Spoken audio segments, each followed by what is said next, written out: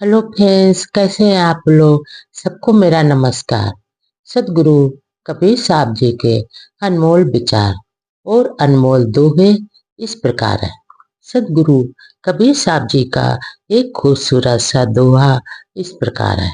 साधु बोरा जग कली, निस दिन फिरे उदास, टुक टुक वहां बिल बिया, जहां शीतल शब्द निवास।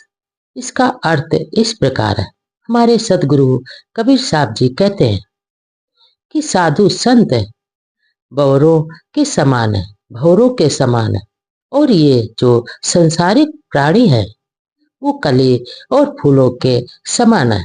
और इन कली और फूलों के जो मध्य साधु जन हमेशा उदास अवस्था में घूमते रहते हैं, इधर उधर घूमते रहते हैं, क्योंकि वो उन्हें इस मोड़ मोह से परे, वो सारे मोह से परे होते हैं। साधु संत इधर उधर घूमते रहते हैं क्योंकि वो ये सारे मोह बंधन से परे होते हैं। वो किसी पर मोह नहीं होते।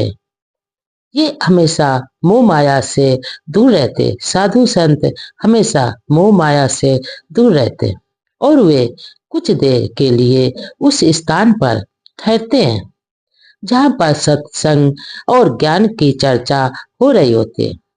ये साधु संत वहां पर उस स्थान पर ठहरते हैं, रहते हैं जहाँ पर हमेशा सत्संग का निवास होता है, सत्संग होता है, सत्संग और ज्ञान की चर्चा होती है। आगे सदगुरु कबीर साहब जी का एक और खूबसूरत सा दोहा इस प्रकार है। जब लग भक्ति सकाम है, तब लग निष्फल सेव, कहे कबीर वह क्यों मिले, नहीं काशी निज देव। इसका अर्थ इस प्रकार है।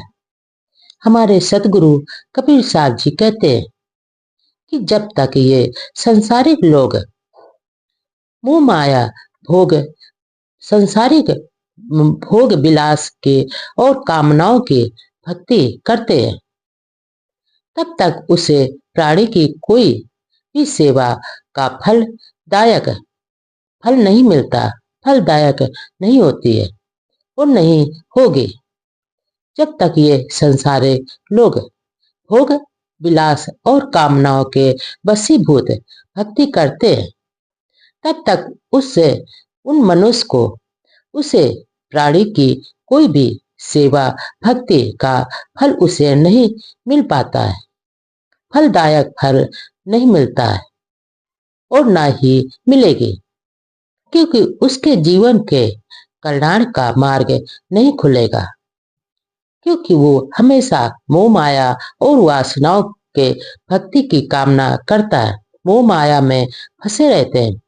ऐसे लोग मोह माया में फंसे रहते हैं क्योंकि उनके जीवन का यही मार्ग होता है, इसलिए उसके जीवन के लिए का कल्याण का मार्ग नहीं खुलेगा और ना ही खुला है। आगे हमारे सदगुरु कबीर साहब जी कहते हैं कि जो प्राणी कामना रहित होता है, वासनाओं से रहित होता है, भोग विलास से रहित होता है और रहित होकर आत्म चिंतन करता है, आत्मचिंतन करेगा, वही मनुष्य भव सागर से पार उतरेगा, अन्यथा नहीं उतरेगा। आगे सदगुरु कबीर साहब जी का एक और खूबसूरत सा दोहा इस प्रकार है। जल में बसे कमोदनी, चंदा बसे आकाश, जू है जाको भावता, सोता ही के पास। इसका अर्थ इस प्रकार है। हमारे सदगुरु कबीर साहब जी कहते हैं कि ये तो कामनी है और कमोदनी के स्थान जल में ही होते हैं। कमोदनी हमेशा जल में ही रहती है, परंतु वह चंद्रमा से ऐसा प्रेम करती है, और वो चंद्रमा तो है आकाश में बसा होता है, परंतु कामनी कमोदनी चंद्रमा से ऐसा प्रेम करती है कि उसे देखते ही प्रसन्नता से वो खिल उठती है। जब चंद्रमा अब रात में चंद्रमा खिलता है तो कमोदनी उसे चंद्रमा को देखकर प्रसन्नता से खिल उठती है, जबकि चंद्रमा उससे लाखों मील दूर आकाश में रहता है। उसी प्रकार जो जिसके प्रेमी होते हैं वे दूर रहकर भी उनके पास रहते हैं।